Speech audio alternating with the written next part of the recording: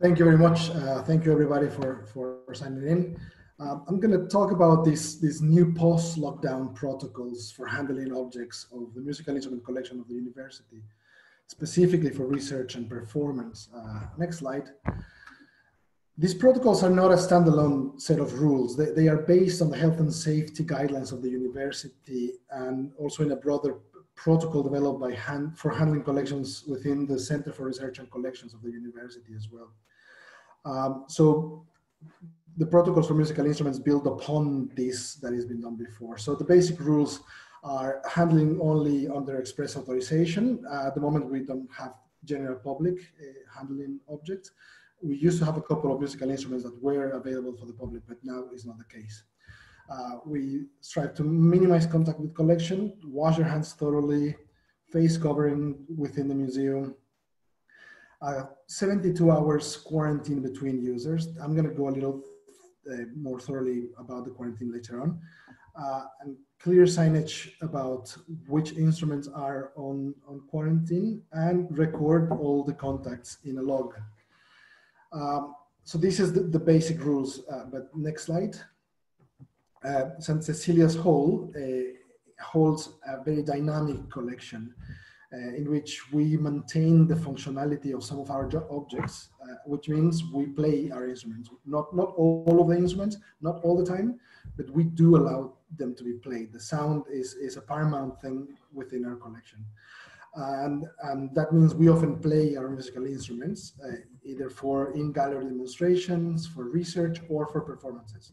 And that means we need to adapt new protocols for handling that aspect of the instrument safely. Next slide. So the first challenge is moving the instruments from display to the research or performance area. If it's small items, they can be handled by one single person, and we minimize the contact by moving them in trolleys, which is part of the standard procedures anyways. Difference is we'll try to minimize the contact. Now, this minimum contact of taking the instrument from display to the trolley and from the trolley to the table does not require the quarantine that we have established. Now, the next slide, please. Challenge is moving large instruments, but they're not large enough to allow for two people to work safely within the social distancing. So for this, we have a new rule that these instruments, well, first we try to avoid moving them, but if necessary, they should be moved by two staff members that belong to the same household. Fortunately, my wife and I both work in the museum, and we're both trained for our object handling, so that we have covered. Next slide. The next challenge would be moving even larger instruments in which we usually use 3 staff members. Now, fortunately, these larger instruments usually do allow for safe social distancing whilst moving the instruments. So the two the staff members sharing household move the front, and the third staff member, it's in charge of the tail end of the instrument, and we can move them safely, always trying to maintain social distancing, hand washing, and all that. Now, next slide. For performance, we have a new set of challenges, and that is how do we control the proliferation of the virus, and that is through this quarantine of 72 hours between users. So the object is retrieved from display, brought to the performance area. The research/performer will use the instrument, and then that instrument follows a 72 hours period in which nobody should handle it. And we have clear signage establishing when the instrument will be available again. And everything gets recorded in the log, as I said previously. Next slide.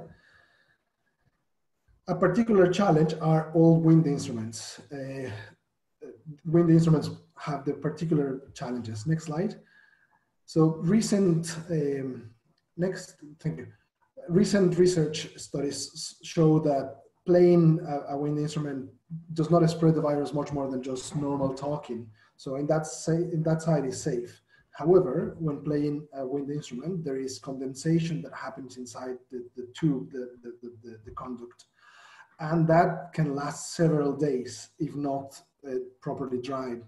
So for these wind instruments, we are allowing for 7 days quarantine instead of the 72 hours. These 7 days allow for 72 hours after the instrument has been played. For then the conservator use a cleaning, drying technique, and then 3 more days after the treatment so the instrument can be handled again by the next researcher / player. Next slide, please. A further challenge are our keyboard instruments. For the keyboard instruments, we have to significantly restrict the number of times an instrument gets tuned. In the normal practice, next slide, please. For any performance, the instrument gets tuned up to 6 times, or normally 6 times. So that I would adjust everything that needs to be done in the gallery, then we move the instruments to the concert hall, then it settles for about a day, it gets tuned again, then I tune the morning before the rehearsal, then usually I tune the morning of the concert before the rehearsal, tune between rehearsal and concert, and then often tune within the interval.